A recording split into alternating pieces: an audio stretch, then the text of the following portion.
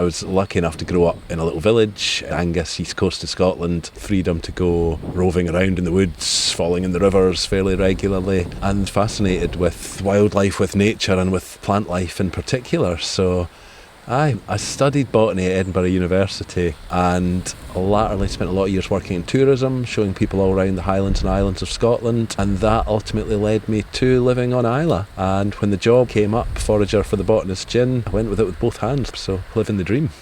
I'm James, so I'm the one responsible for gathering, preparing and ensuring the sustainable supply of the 22 wild Islay botanicals that go to make the Botanist gin.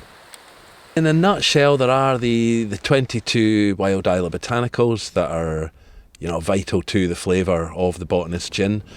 I will be out picking generally from late March, whenever the gorse comes into full bloom.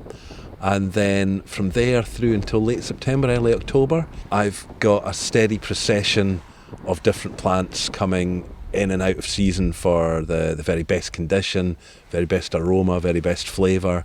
And I will be roving the hills, the woods, the coast, the moors of the island, seeking these plants out, gathering them and bringing them to make the gin.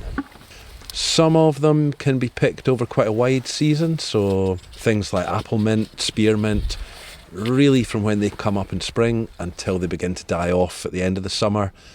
If and when I come across them, then I'll bring some in. Others, for instance hawthorn, it's quite a narrow window these will be in flower, these will be at their best, so I have to be very focused, make sure I get them at that time.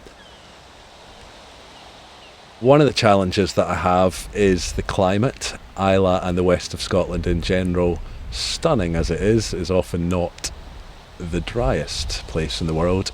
And it really is very important not only that I'm bringing the botanicals in when they're at their very best as far as the condition they're in, the time of year, to maximise the flavour, the aroma, but equally to bring them in dry. I would be concerned to bring anything in a bit damp. Things like the mints, the birch, that then ran the chance of spoiling before it had a chance to dry.